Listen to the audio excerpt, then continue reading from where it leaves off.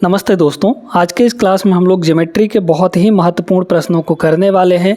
Railway exam 2025 के लिए ये सारे प्रश्न बहुत ही महत्वपूर्ण साबित होने वाले हैं। आज का क्लास शुरू करते हैं। पहला जो सवाल देखते हैं, बहुत प्यारे प्यारे आपको कॉन्सेप्ट सिखाए जाएंगे। इन्हीं कॉन्सेप्ट पर सवाल बनेंगे आपसे। तो अगर कॉन्सेप्ट ही नहीं सीखे रहेंगे तो सवाल कैसे बन पाएगा। तो इसलिए कॉन्सेप्ट सीखना ज़रूरी है और सवालों को लगाने का तरीका भी आना चाहिए। पहला जो सवाल दिया गया है बहुत बेहतरीन सवाल है। दी गई आकृति में ए बी और सी डी समानांतर रेखाएं हैं, यानी कि पैरेलल लाइंस है ए बी और सी डी। ओ एक ऐसा बिंदु है कि एंगल सी डी ओ ये जो एंगल है हमारे पास कितना बन रहा है 70 डिग्री का। ये एंगल कितना है 70 डिग्री का है, ठीक है। और कोण डी ओ बी, क्या लिखा है डी ओ बी, मतलब ये वाला जो एंगल दिया गया है, ये पूरा एंगल ये दिया है आपको 100 डिग्री के बराबर, ठीक है। यहाँ तक क्लियर होगा। अब कह रहा है कोण ए बी ओ कितना होगा, यानी कि ये एंगल कितना होगा, ये हमें निकाल कर बताना है। अब इस सवाल को करेंगे कैसे, क्योंकि जुगाड़ तो कोई नहीं दिख रहा है, इसलिए हम लोग क्या करते हैं, यहाँ पर एक पैरेलल लाइन खींच देते हैं। कहाँ पे, इस पॉइंट ओ पर, सभी के इन दोनों के पैरेलल में एक और लाइन हम लोग यहाँ पे पैरेलल में कुछ इस तरीके से बना लेते हैं, ठीक है। जैसे ही बनेगा सब कुछ हमको साफ साफ नज़र आने लगेगा। कैसे, ध्यान से सुनते जाइए।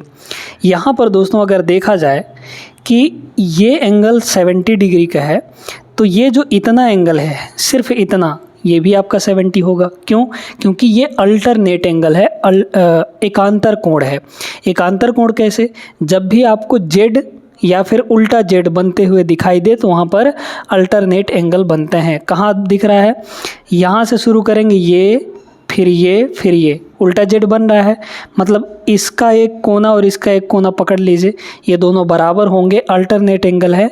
और ये तभी बराबर होंगे जब ये दोनों पैरेलल होंगे। तो पैरेलल है तो इसलिए ये बराबर होगा। तो मतलब इधर वाला जो एंगल है वो कितना होगा 70 डिग्री के बराबर होगा। जितना ये वाला उतना ही ये वाला। अब टोटल 100 है, उसमें से ये 70 है, तो इधर वाला हिस्सा कितना होगा 30 हो जाएगा, क्योंकि दोनों मिलाकर यहाँ पर कितना है 100 डिग्री है। तो 70 और 30 कितना हो गया, टोटल 100 हो गया। अब जब ये 30 है तो ये भी 30 होगा आपका। कैसे 30 होगा, यहाँ पर भी अल्टरनेट लगा लीजिए। कैसे, जेड देखिए, ए बी ओ और इधर जाएंगे तो जेड बनेगा एक नहीं, तो इस कोना और इस कोना का एंगल दोनों बराबर हो जाएंगे। तो ये 30 है तो ये भी 30 होगा। आ गया हमारा आंसर। ए बी ओ पूछा था, यही एंगल पूछा था 30 डिग्री, ऑप्शन नंबर डी हो जाएगा। समझ में आया? आगे चलिए। दूसरा सवाल ये रहा, देखिएगा। दी गई आकृति में ए ओ बी एक सीधी रेखा है, ए ओ सी 67 डिग्री है, बी ओ सी का द्विभाजक मतलब होता है बाइसेक्टर ओ डी है। तो यहाँ पर क्या रहा है बी ओ सी, यानी कि ये जो पूरा एंगल है इसका बाइसेक्टर कौन बन रहा है, ओ डी बन रहा है, यानी कि दो बराबर भागों में बांटने वाला। जब दो बराबर भागों में बांट रहा है तो मतलब ये एंगल और ये एंगल दोनों बराबर होंगे। इसको x मान लीजिए तो ये भी आपका x होगा। हमें कह रहा है बी ओ डी निकालना है, बी ओ डी यानी ये एंगल x निकालना है। अब यहाँ पर ए ओ बी ये एक स्ट्रेट लाइन है, स्ट्रेट लाइन है, तो ये जो टोटल एंगल बनेगा ये एक स्ट्रेट एंगल बनेगा कि नहीं। और ये स्ट्रेट एंगल 180 डिग्री के बराबर होता है। तो तीनों मिलाकर x प्लस x और प्लस 67, ये तीनों मिलाकर 180 के बराबर हो जाएंगे। कर दीजिए, बड़ा सिंपल सा सवाल था। x plus x 2x plus 67, तो यहाँ हो गया 2x और प्लस का 67 इज इक्वल टू, ये सब मिलाकर 180 डिग्री के बराबर हो जाएंगे, है ना। तो 2x की वैल्यू यहाँ से कितनी हो गई बताइए, घटा दीजिए। तो ये हो गया 3 आपका, और 17 में से 6 गया, यहाँ पर 11 हो जाएगा। तो 113, x की वैल्यू 113 का आधा आ जाएगा। 113 का आधा यानी कि 56.5, है ना। 56 दूना 112 और आधा का डबल 1 हो जाता है। तो 56.5 is the correct answer. Option number D यहाँ पर राइट आंसर होगा। आसान से यहाँ पर प्रश्न लेकर आए हैं तो आपको ज़्यादा दिक्कत नहीं होगी। बस कॉन्सेप्ट आपको सीखना है, ताकि इन कॉन्सेप्ट को आगे जब अच्छे सवाल मिले तो वहाँ पर लगा पाएँ इनको। चलिए देखते हैं तीसरा सवाल क्या दिया गया है। आकृति में ए बी और सी डी ये पैरेलल का साइन है, यानी कि समांतर का। तो ए बी और सी डी ये दोनों पैरेलल हैं। ए एफ ई देखिए कहाँ है एंगल ए एफ ई और ई, है ना, मतलब ये एंगल हमें 30 डिग्री के बराबर दिया गया है, 30 डिग्री के बराबर।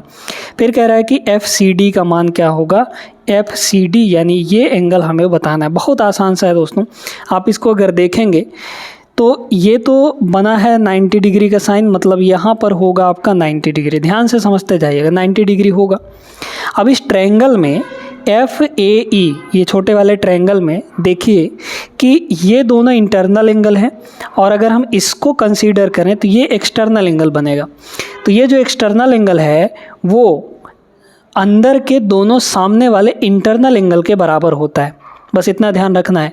एक ट्रायंगल में जो एक्सटर्नल एंगल होता है वो अंदर के दोनों सामने वाले, मतलब इस वाले इंटरनल को छोड़कर, जहाँ पे एक्सटर्नल बना है उस इंटरनल को छोड़कर बाकी के जो इंटरनल हैं उनके सम के बराबर होता है।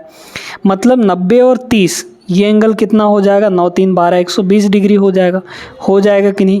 अब देखिए यहाँ पर बन रहा है करस्पॉन्डिंग एंगल। देखिए ए बी, ठीक है, और सी डी ये दोनों पैरेलल हैं। एफ ई सी ये लाइन है एक, है ना, तो दोनों के लिए ये तिर्यक रेखा का काम करेगा, है ना।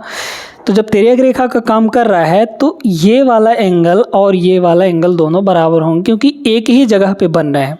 इनको कहते हैं करस्पॉन्डिंग एंगल। तो करस्पॉन्डिंग एंगल बराबर होंगे कब, जब दो पैरेलल लाइन या फिर तीन पैरेलल लाइन जितने भी हो, उन सब पैरेलल लाइन को एक ही रेखा काट रही हो। ठीक है, एक ही रेखा काट रही है, तो जितना ये उतना ये, यानी कि 120 डिग्री ये भी हो जाएगा। हमें यही पूछा था, option number B correct answer होगा। आइए देखते हैं चौथा प्रश्न क्या दिया है। बहुत बेहतरीन सा प्रश्न है। दी गई आकृति में एक तिर्यक रेखा तीन समांतर रेखाओं को प्रतिच्छेदित करती है। चिन्हित कोणों में से दो बड़े कोणों का माप समान है। यहाँ पर ये जो एंगल है, दो बड़े कोण कौन सा होगा, एक्स, और यहाँ पर जेड, ये बड़े बड़े एंगल होंगे क्योंकि अधिक कोण है, यानी ऑब्ट्यूस एंगल है। बड़े कोण और छोटे कोण का माप का अनुपात क्रमशः 7 और 3 है। बड़े कोण का माप ज्ञात कीजिए। बहुत सिंपल सा प्रश्न है दोस्तों, ध्यान से समझिएगा। यहाँ पर आपको एक चीज़ ध्यान रखना है कि जब पैरेलल लाइंस को एक तिर्यक रेखा काटती है तो तिर्यक रेखा के एक ही साइड में बने इंटरनल एंगल का सम 180 डिग्री होता है। एक ही साइड में, कैसे, सुनते जाइए। यहाँ पर ये जो तिर्यक रेखा है, यहाँ से इतना तक समझ लीजिए, है ना। अब इन तिर्यक रेखा से हमारे पास एक ही साइड में दो इंटरनल एंगल बन गए, एक ये एंगल और एक ये एंगल। इन दोनों का सम, चाहे इधर इस साइड ले लें चाहे इस साइड ले लें, मतलब ये एंगल और ये एंगल का सम भी, है ना, वही चीज़ है। तो इस एंगल का और इस एंगल का सम भी 180 डिग्री होगा, और इसका भी सम 180 डिग्री के बराबर होगा। मतलब हम यहाँ पर कह सकते हैं कि x प्लस वाई जो है वो कितना होगा, यहाँ पर 180 डिग्री के बराबर हो जाएगा। क्लियर है यहाँ तक। अब सुनिएगा, सबसे बड़ा कोण मतलब ये x, ठीक है, यहाँ पर ध्यान देना है आपको। यहाँ पर ये है x आपका और ये है y आपका, है ना। कहना रहा है कि बड़े कोण और छोटे कोण का अनुपात दिया है। अब हमको तो ये तो पता ही है कि x और y जो है वो 180 डिग्री के बराबर होता है। तो रेशियो में सम, देखिए रेशियो x और y का कितना है, 7 और 3 का। अगर टोटल देखा जाए रेशियो में सम तो 10 होगा, 7 3 10। एक्चुअल में यही सम किसके बराबर होगा, 180 डिग्री के बराबर।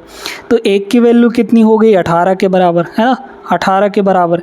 हमें क्या पूछा था, बड़े कोण का माप क्या होगा, यानी x की वैल्यू बतानी है। बड़ा कोण 7 यूनिट है, एक की वैल्यू 18, तो 7 की वैल्यू यहाँ पर निकाल लीजिए, है ना। तो 18 सत्ते कितना हो जाएगा, 18 गुणा के 7 126 आ जाएगा। Option number D. समझ में आ गया सभी को, 18 सत्ते 126, ठीक है। बड़ा कोण पूछा था। छोटा कोण अगर पूछता तो क्या कर देते हैं हम लोग, यहाँ पर 3 यूनिट की वैल्यू यानी कि 54 डिग्री हो जाता।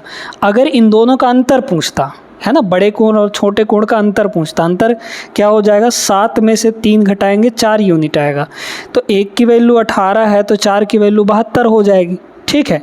तो अंतर पूछता तो 72 आ जाता। समझ में आया सभी को, आगे चलते हैं। पांचवा सवाल ये रहा दोस्तों, ये भी बड़ा बेहतरीन सा सवाल है।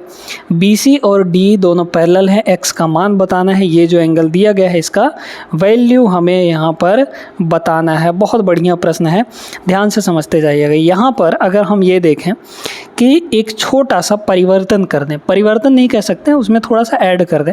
क्या ऐड कर दें? हमें बोला है कि BC और DE दोनों पैरेलल होंगे, पता है, ठीक है, पता है।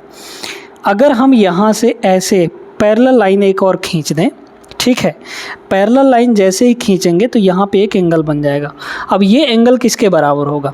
Z बन रहा है, चूँकि Z कैसे बन रहा है यहाँ पर देखिए, यहाँ से A, D और E ऐसे करके Z बन रहा है। तो ये जो कोने कोने वाले एंगल है ये 38 डिग्री है, तो ये भी आपका कितना होगा? 38 डिग्री होगा कि नहीं होगा? अब सुनते जाइए, एक Z और जगह बन रहा है। देखिए यहाँ से लेकर A तक, A से B तक, B से C तक, ये ऐसे Z बन रहा है तो इसके कोने कोने के भाई सम आपका 180 कह रहे हैं बराबर होंगे। मतलब ये भी 122 है, तो ये टोटल एंगल भी आपका 122 हो जाएगा। यानी कि हम यहाँ पर कह सकते हैं कि जो 38 और प्लस x है वो किसके बराबर होगा? 122 डिग्री के बराबर हो जाएगा। बस आ गया हमारे पास आंसर, ठीक है। एक छोटा सा लाइन खींचने से हमारा पूरा खेल यहाँ पर बन जाता है। तो x की वैल्यू कितनी हो जाएगी? 12 में से 8 गया, ये हो गया 4, 11 में से 3 गया, यहाँ पर हो गया 8, यानी कि 84 डिग्री। सीधे सीधे आंसर ऑप्शन नंबर बी होगा।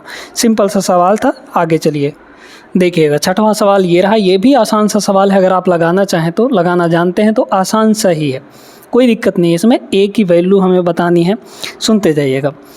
एक यहाँ पर होता है शीर्ष अभिमुख कोण, यानी vertically opposite angle. Vertically opposite angle कैसे बनता है? जहाँ पे आपका क्रॉस बन रहा हो, क्रॉस के दोनों साइड वाले आमने सामने वाले एंगल्स को हम लोग वर्टिकली अपोजिट एंगल बोलते हैं। जैसे एक लाइन ये आया, एक लाइन ये आया, क्रॉस बन गया, तो यहाँ पर ये जो 75 है और ये दोनों आपस में वर्टिकली अपोजिट होंगे। साथ में ये जो एंगल है और ये एंगल, ये दोनों वर्टिकली अपोजिट होंगे। तो वर्टिकली अपोजिट एंगल हमेशा बराबर होते हैं दोस्तों। जब दो लाइनें, दो रेखाएं एक दूसरे को काटती हैं तो वहाँ पर हमारे पास वर्टिकली अपोजिट एंगल बनते हैं और वर्टिकली अपोजिट एंगल बराबर होते हैं, ठीक है। तो ये 75 है, तो ये भी कितना हो जाएगा? 75 हो जाएगा। प्लस देखिए ये 40 है तो ये भी 40 होगा, है ना, वर्टिकली अपोजिट एंगल। अब देखिए ये जो A है ये हमारा क्या है?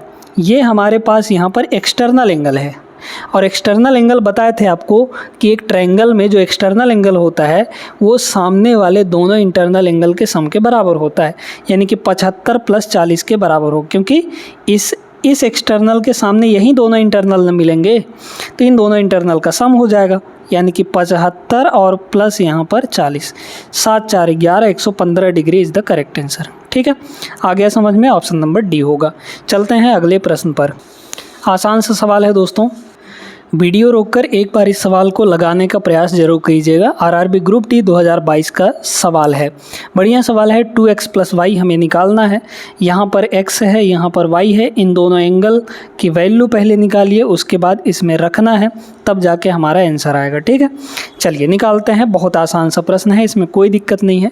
आप सभी जानते हैं, अभी अभी आपको बताए हैं कि तिर्यक रेखा के एक ही साइड के इंटरनल एंगल का सम 180 होता है। तो ये 105 और ये x दोनों मिलाकर 180 होने चाहिए, जिसमें से ये 105 है तो ये कितना होगा? 75 हो जाएगा कि नहीं? यानी कि 75 प्लस 105 180 आ जाएगा, है ना। तो ये 75 हुआ। अब जब वो 75 है तो आप इसको निकालिए, ये कितना होगा? तो ये भी बहुत आसान है। देखिए ये अगर 60 है तो ये वर्टिकली अपोजिट एंगल ये भी 60 होगा कि नहीं? जब ये 60 है, ये y है, तो तिर्यक रेखा के एक ही साइड का सम कितना होता है? इंटरनल एंगल का सम, वो 180। ये 60 है, इसमें क्या जोड़ दें कि 180 हो जाए? तो 120 जोड़ लीजिए। 60 और 120 कितना हो जाएगा? 180 हो जाएगा। y और x दोनों की वैल्यू मिल गई है। हमें 2x + y चाहिए था, तो 2 × 2 × x कितना है? 75, और प्लस इसमें कर देंगे y हमारा 120 है, ठीक है, 120। तो 75 दूना 150 और 15 12 27 270 आ जाएगा। 270 is the correct answer. Option number A यहाँ पर होगा। सवाल समझ में आ गया होगा। चलते हैं अगले प्रश्न पर। ये भी एक बढ़िया सवाल है दोस्तों, आप चाहे तो वीडियो रोक कर लगा सकते हैं इसको एक बार। PQ और RS ये दोनों पैरेलल हैं, ABC का मान बताना है, ये एंगल हमें चाहिए। सीधे सीधे कुछ मत करिए, इस कोना से इसे एक पैरेलल लाइन खींच लीजिए। जब खींच लेंगे तो बन जाएगा हमारा काम। देखिए QAB जेड बन रहा है, तो ये एंगल और इधर वाला एंगल कितना होगा, 50 डिग्री, दोनों बराबर हो जाएंगे। ये 50 है तो ये भी 50। इधर का देखिए, अब इधर की कहानी, किस्सा कहानी देखते हैं। अगर हम पूछें कि ये एंगल कितना होगा, कितना होगा बताइए। टोटल चूंकि आपका 180 होगा, तो अगर ये 120 है तो ये कितना होगा, 60 डिग्री। 60 और 120 180 होता है, क्योंकि भाई ये स्ट्रेट एंगल है ना, स्ट्रेट एंगल 180 डिग्री होता है। अगर ये 60 है तो ये भी 60 होगा। क्यों 60 होगा, सभी को पता है, जेड बन रहा है, यहाँ से ऐसे ये जेड बन रहा है, तो ये 60 तो ये भी 60। अब हमें ये टोटल चाहिए, तो ऊपर का हिस्सा 50 है, नीचे का हिस्सा 60 है। 50 60 110 हो जाएगा। मतलब ABC एंगल जो है, ये पूरा एंगल 110 डिग्री हो जाएगा। 50 और 60 110 डिग्री, ऑप्शन नंबर डी होगा। आसान सा प्रश्न, आगे चलते हैं। आइए इस सवाल को देखते हैं। ये बड़ा बेहतरीन सवाल है, चक्रीय चतुर्भुज का है, यानी साइक्लिक क्वाड्रिलेटरल का है। कैसे करना है सुनते जाइए। यहाँ पर कह रहा है दोस्तों कि AB जो है, अच्छा ABCD एक चक्रीय चतुर्भुज है। AB वृत्त का व्यास है, यानी डायमीटर है। AB जो है डायमीटर है। चक्रीय चतुर्भुज होता क्या है समझ लीजिए। वृत्त के अंदर परिधि को छूते हुए चारों वर्टेक्स एक क्वाड्रिलेटरल बनाए, एक चतुर्भुज बनाए, तो वो हमारा चक्रीय चतुर्भुज कहलाता है। ठीक है, उसकी कुछ प्रॉपर्टीज़ भी होती हैं, प्रॉपर्टीज़ अभी यहाँ पर बताएंगे। ठीक है, देखते जाइए। तो यहाँ पर हमारे पास सिचुएशन कुछ इस टाइप से है। ये हमारे पास एक वृत्त हो गया, इस वृत्त में एक व्यास बना लीजिए, है ना। व्यास क्या होता है, जो सेंटर से होकर जाता है। तो ये हमारा व्यास है, जो यहाँ पर ये सेंटर है, इससे होकर जा रहा है। अब AB तो हो गया, AB चूँकि व्यास दिया ही गया था, A हो गया, B हो गया। अब हमें C और D बनाना है, तो C यहाँ पर बना लीजिए, D यहाँ पर बना, कहीं पर भी बना लीजिए, आपकी मर्जी है। सबको मिला लीजिए, तो A ये मिल गया, फिर यहाँ पर ये मिल गया, फिर यहाँ पर ये मिल गया। अब हमें कह रहा है, चलिए इनको नाम भी देते हैं, AB, फिर यहाँ पर C और यहाँ पर D हो जाएगा। कह रहा है कि ACD मतलब हमें यहाँ पर डायगोनल भी बनाना पड़ेगा, यहाँ से यहाँ। तो ये जो एंगल है, ये एंगल ये कितना है, 35 डिग्री के बराबर, याद रखिएगा। फिर कह रहा है BAD निकालना है, BAD यानी कि ये पूरा एंगल हमें चाहिए। ठीक है, बहुत ध्यान से समझना है दोस्तों। चक्रीय चतुर्भुज में आमने सामने के जो एंगल होते हैं उनका सम 180 डिग्री होता है। इतना चीज़ ध्यान रखिएगा। चक्रीय चतुर्भुज में आमने सामने के एंगल का सम 180 डिग्री होता है, ये कंफर्म होता है, लिख लीजिए। ठीक है, मतलब अगर हम कहें कि ये टोटल एंगल और ये वाला एंगल आमने सामने के होंगे, दोनों का सम 180 होगा। फिर ये वाला B एंगल और ये वाला D एंगल, ये दोनों 180 के बराबर होंगे, मतलब मिलाकर टोटल सम दोनों का। ठीक है, ये बात तो क्लियर हो गई। दूसरा प्रॉपर्टी, अगर यहाँ पर हमारे पास जो कॉर्ड है वह एक व्यास के बराबर है, व्यास ही है। कॉर्ड का मतलब क्या होता है, जीवा होता है। जीवा यानी कि परिधि के दो बिंदुओं को मिलाने वाली रेखा। तो परिधि के दो बिंदुओं को मिलाने वाली रेखा यही है। ठीक है, तो ये चूँकि सेंटर से होकर जा रहा है, इसलिए इसको हम व्यास कह दे रहे हैं। तो अगर व्यास के दोनों पॉइंट को परिधि के किसी एक बिंदु पर मिला दिया जाए तो वहाँ पे 90 डिग्री बनता है। कहीं पर भी मिलाइए, इस A पॉइंट को और इस B पॉइंट को मिला के खींच के और किसी एक पॉइंट पर मिला दें तो ये जो एंगल बनेगा ये हमेशा 90 डिग्री बनेगा। चाहे आप कहीं पर भी बनाइए, जैसे मान लीजिए यहाँ पर ऐसे और यहाँ पर ऐसे, तो भी ये 90 डिग्री के बराबर ही बनेगा। समझ पा रहे हैं इस चीज़ को कि नहीं, ये भी 90 डिग्री के बराबर होगा। यहाँ पे अगर दोनों को मिलाएंगे तो यहाँ भी 90 डिग्री बनेगा। मतलब हर जगह परिधि के किसी भी बिंदु पर मिलाइए वो 90 ही बनेगा। कब, जब ये हमारा जीवा क्या होना चाहिए, व्यास के बराबर होना चाहिए, तब। समझ में आया। तो ये जो एंगल है ये 90 डिग्री है, समझ में आ गया भाई। समकोण है 90 डिग्री है। ये जो इधर का दिया गया था वो 35 डिग्री दिया था, ये आपका 35 है, ये आपका कितना है 35 डिग्री के बराबर है। अगर हम आपसे कहें कि टोटल एंगल कितना होगा, एंगल सी जो है टोटल, तो 90 और 35 125 हो जाएगा। ये अगर 125 है तो इसके सामने का भी एंगल 125 होगा दोस्तों, यही आपसे पूछा गया था, है ना। सीधे सीधे आ गया हमारा आंसर। कॉन्सेप्ट बस आपको पता होना चाहिए, बाकी इन सवालों में कोई दम दिलासा कुछ नहीं है, ठीक है। तो हमें पूछा क्या था, BAD यही एंगल तो पूछा था, 125 आ गया। 90 और 35 जोड़ेंगे 125 डिग्री, ठीक है। अच्छा सॉरी, यहाँ पे थोड़ा सा गलती हो गया है। यहाँ पर इन दोनों का सम ना 180 होता है, बराबर थोड़ी होते हैं। अभी हमने ही बताया, हम ही भूल गए, ठीक है। तो यहाँ पर 125 नहीं होगा दोस्तों, ठीक है। तो ये जो एंगल है, आमने सामने के एंगल का सम कितना होता है, 180 डिग्री। तो इसको मान लीजिए x पूरे को, तो कितना हो जाएगा, x प्लस ये वाला जो आमने सामने के एंगल, ये तो x हो गया, इन दोनों को जोड़िए कितना होगा, 90 और 35 125, ठीक है, 125।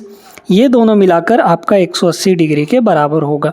तो यहाँ से जो x की वैल्यू है 180 माइनस 125, यानी कि सीधे सीधे यहाँ पर कितना आ जाएगा, 17 में से 12 गया 5, 55 डिग्री आ जाएगा, ठीक है।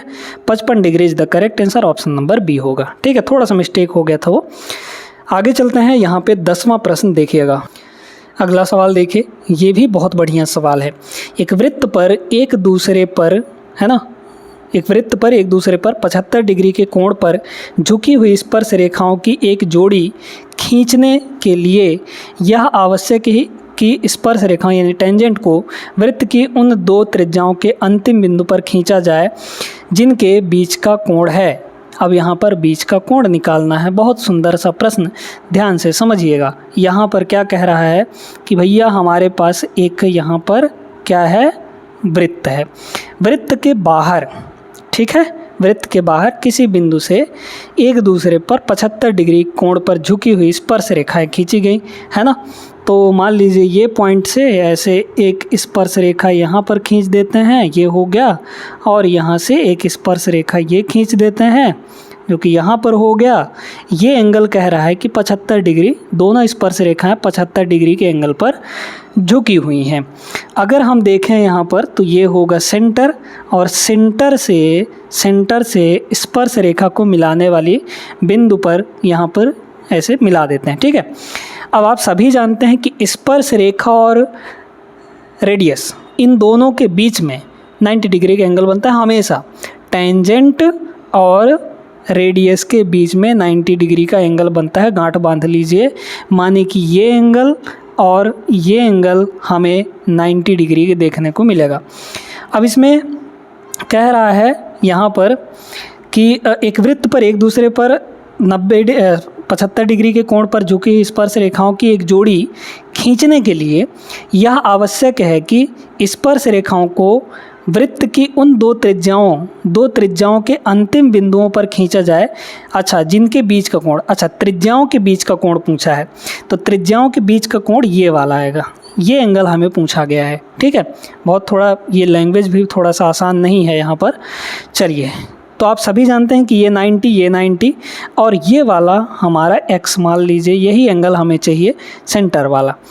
अब आप सभी जानते हैं कि एक चतुर्भुज के चारों कोणों का योग कितना होता है, 360 डिग्री। यही तो हमसे पूछा गया है, सीधे सीधे कर लीजिए भाई। ये चतुर्भुज बन गया ना, ये पॉइंट ये पॉइंट ये पॉइंट और ये पॉइंट सब मिलकर चतुर्भुज बन गए, क्वाड्रिलेटरल बन गया।